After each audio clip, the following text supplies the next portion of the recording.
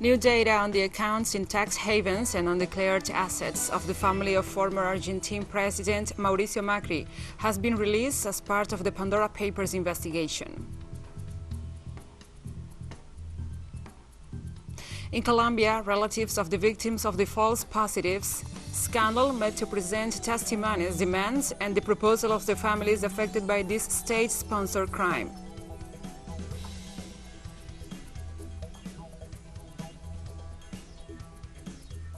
Palestinians rallied in the West Bank on Tuesday in support of Palestinian prisoners held in Israeli jails, while one of the rearrested prisoners who escaped from a high-security prison in northern Israel last month announced he had begun a hunger strike.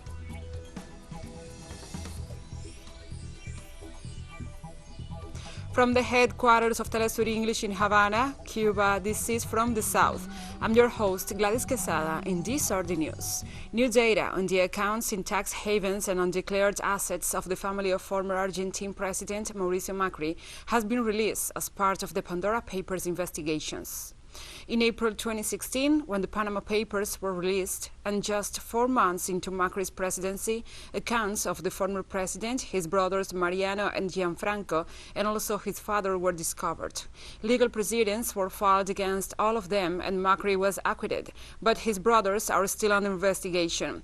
The Pandora Papers, published on Sunday, offer new revelations, now involving Macri's mother, Alicia Blanco Villegas. It revealed that as president, Macri modified the money laundering law of Argentina by decree, enabling his family members, namely his brother Gianfranco and mother Alicia, to commit the crimes of money laundering and tax evasion.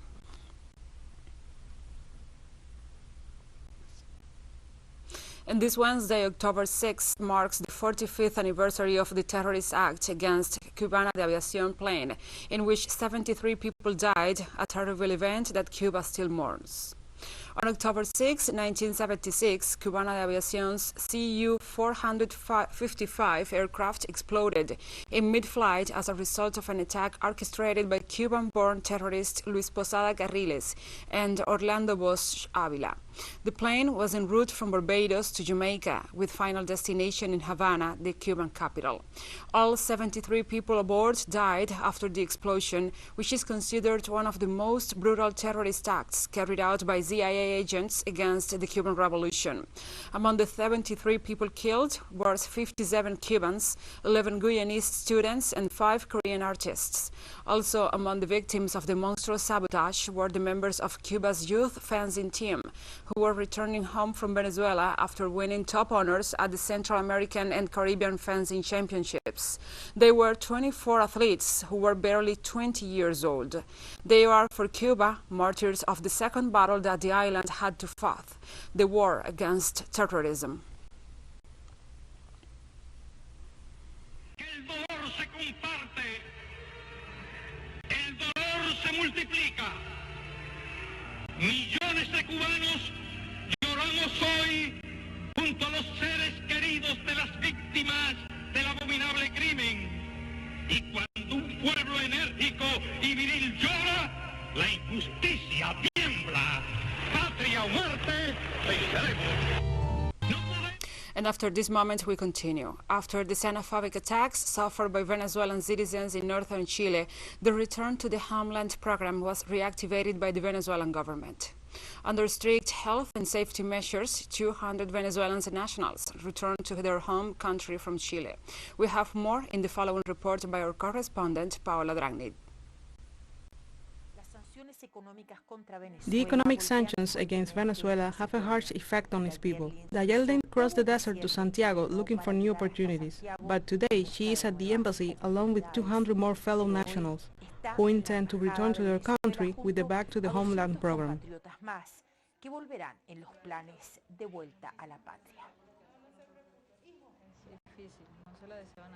Hard. I don't wish this upon anyone. Crossing the desert is terrible. I had to cross it with my 2 children and my 3-year-old niece, one here, another one there.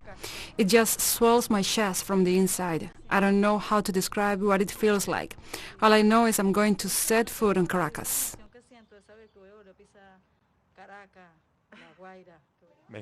Can you hear me? Venezuelan Vice Minister Randall Peña recently arrived to Chile and must be quarantined. He speaks from a safe distance to the returning citizens. Quería transmitirle un mensaje amoroso, cariñoso, I wanted to extend this message with love and warmth, this committed message. We've been asked to go to Chile, a very nostalgic and sorry situation that our brothers and sisters live there. Many of them, you know this. En Iquique, ustedes lo conocen, lo saben. Una situación que fue condenada por quienes A situation that we condemn because we bet on the good inside people. We don't believe in xenophobia and hatred to solve anything. Let's do all we can. The mistake that ought to be corrected, let's correct them together. Hagamos lo posible.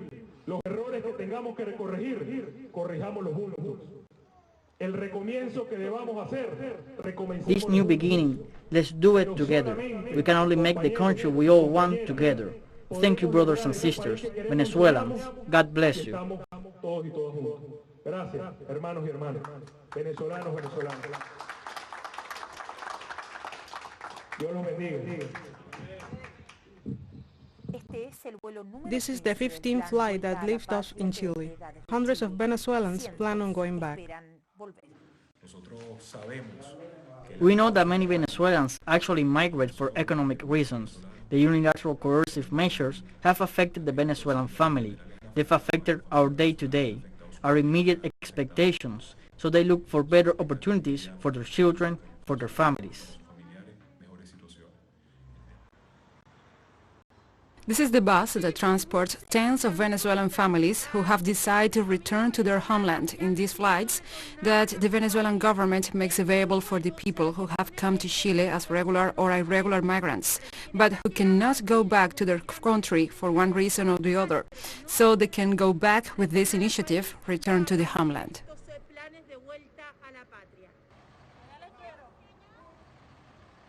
The Vice Minister traveled all the way to Chile to oversee every detail of this flight with Ambassador Arevalo Méndez.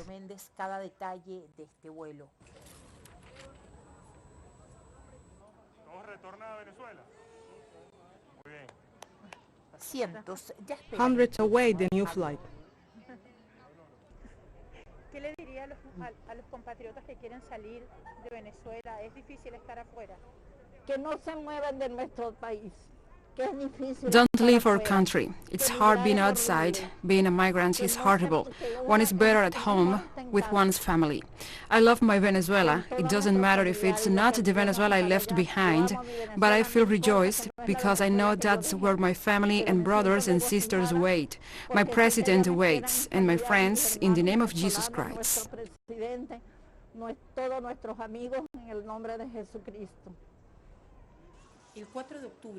On October 4, 1892, the Venezuelan poet Juan Antonio Pérez Bonalde died.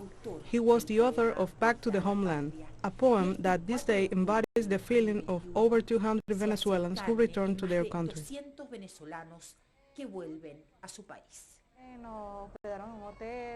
We were lodged at the hotel. They tended to our feeding, they helped us with the documentations, everything up to date, all was good. My children's permit was something difficult, but the ambassador helped us, and he helped the other mothers with their children too. To the Venezuelan people I say, make good use of your time and enjoy your families. Family is the most beautiful and important thing.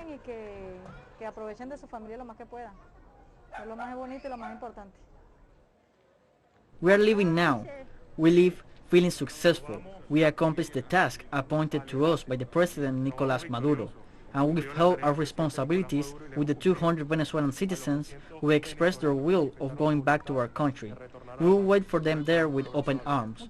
Well, I look into the eyes of every Venezuelan that wants to go back. We have an everlasting commitment with them in the most loving way.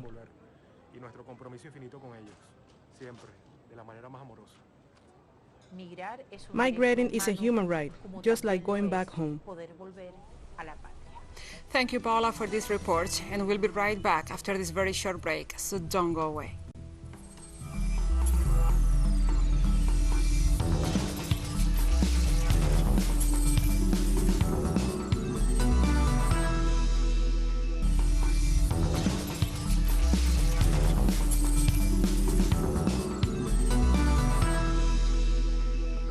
Welcome back to From the South.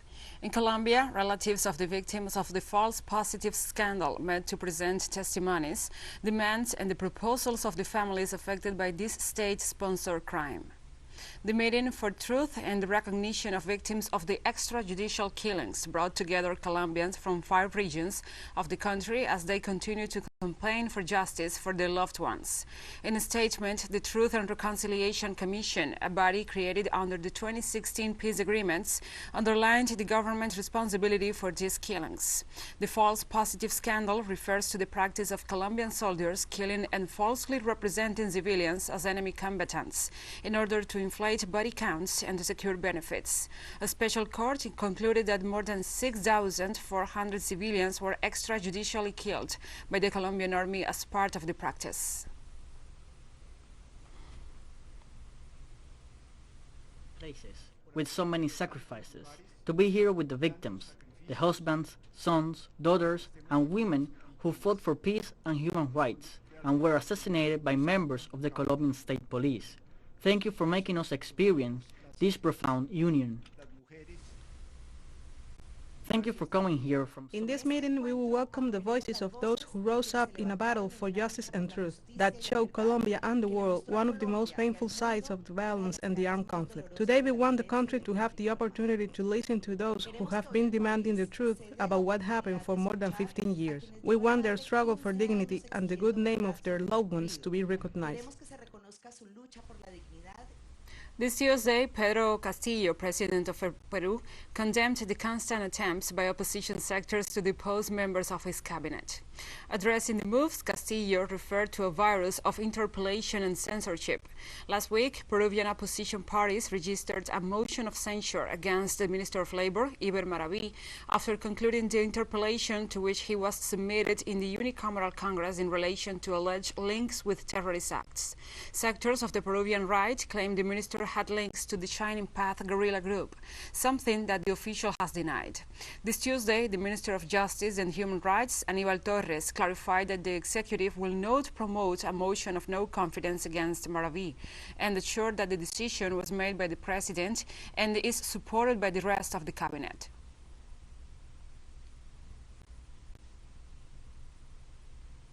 Social movements in Brazil have mobilized following the Pandora Papers revelations that Finance Minister Paulo Guedes has been personally benefiting from his devaluation of the Brazilian currency. Our correspondent, Brian Mier, has the story. The Pandora Papers revealed that Brazil's finance minister, Paulo Guedes, has been making millions of dollars in offshore tax havens through his devaluation of the Brazilian real. A group of 6 urban social movements joined together in Brasilia to march on the finance ministry. Paulo Guedes defends the interests of the bankers and of big capital in Brazil, and this week he's been accused of corruption for depositing money in offshore tax havens and personally profiting off of the rise in the exchange rate, while millions of Brazilians are going hungry despite the pandemic. Protesters complained about a spending freeze on public housing since President Bolsonaro took office in 2019 that has paralyzed scores of low-income housing construction projects, causing anxiety in poor families that have now been waiting for years. However, they emphasized that street protest is just one in a set of tactics for social change. We understand that we can just resist and complain that things are being done. We need to have proposals. That's why we are filing a request for a new law in Congress today to regularize autonomous, self-managed social housing. The social movement came here today to demand and denounce, but also to make a proposal. The social movements announced that their next protest will be in November, calling for the ouster of far-right President Jair Bolsonaro. Brian Mier, TeleSUR, Brasilia. Thank you, Brian, for this report. And now we have more stories coming up after this final short break. Stay with us.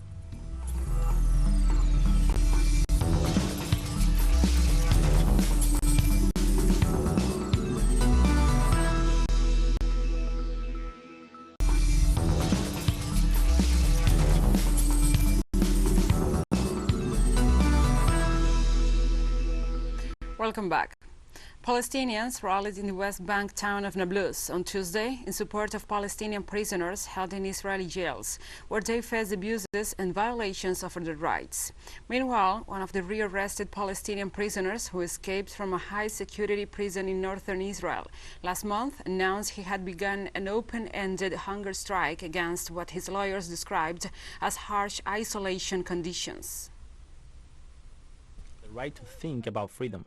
They have the right to freedom after 40 or 30 years. There is no occupation in the world that has committed these crimes against the prisoners of the country it occupies. We came to say to our prisoners that we are with them and we will remain by their side, and we will not leave them forgotten in prisons. Glory, solidarity and love for the prisoners who were forcibly liberated from the enemy, despite all its restriction, tyranny and its security and military mechanisms. Even if you were rearrested and two are free, they are free in the eyes of their people and in the eyes of the world.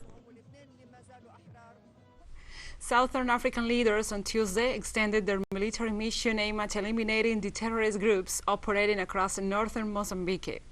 The Southern African Development Community deployed a 3-month mission from July 15th to Mozambique, part of a deal reached in June by the 16-nation bloc. Northern Mozambique has been hard hit by Islamic State-linked militants who have targeted towns and villages for the past 4 years in a wave of violence that has claimed over 3,000 lives and displaced more than 800,000 people, while children are being kidnapped and used as child soldiers. On Tuesday, the presidents of South Africa, Botswana, Namibia and Mozambique met in Pretoria and resolved to allow the military operation to continue without giving a time frame for the extension. Approved the extension of the SAMIM to continue with offensive operations against terrorists and violent extremists to consolidate stability of security and create a conducive environment for resettlement of the population and facilitate humanitarian assistance, operations and sustainable development.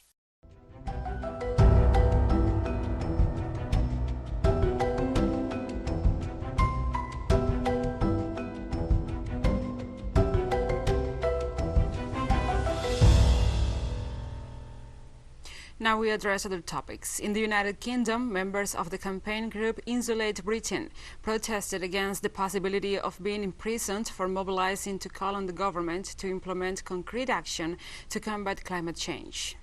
Members rallied outside the Royal Courts of Justice as the terms of an injunction against the group were considered. Insulate Britain protesters have repeatedly blocked London's busy M25 motorway in order to call on the British government to make a meaningful commitment to making all homes more energy efficient by 2030 through insulation. Police have made dozens of arrests and made the injunction sought by the Transport Secretary, which the court awarded on Tuesday, now means tougher punishment, as activists will be held in contempt of court and could be detained if they continue with the roadblocks.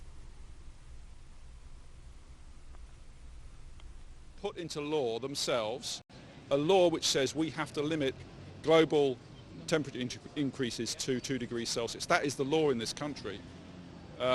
And they are not taking account of that law. So they're the ones who are breaking the law, the more important law. We're breaking a few minor laws, perhaps.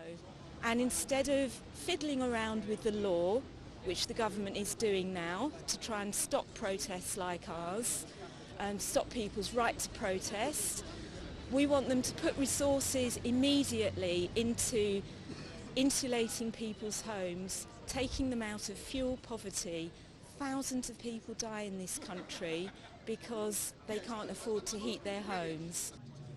I think delaying on climate change issues is irresponsible, and that's what the Prime Minister is doing. He's a climate delayer, and I want him to get on with the job of insulating Britain.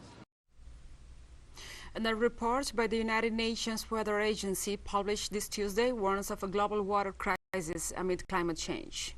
The UN World Meteorological Organization and partners noted that there has been a dramatic increase of drought and flooding events in the last 20 years, and underlined that much of the world is unprepared for the floods, hurricanes and droughts expected to worsen with climate change. The number of people experiencing water stress continues to rise amid the population growth and the widening viability. In 2018, some 3.6 billion people globally had inadequate access to water for 1 month per year, which is expected to surpass 5 billion by 2015. Presenting the report, WMO Secretary General Petteri Taalas stressed that increasing temperatures are resulting in global and regional precipitation changes, leading to shifts in rainfall patterns and agricultural seasons, with a major impact on food security and the human health and well-being.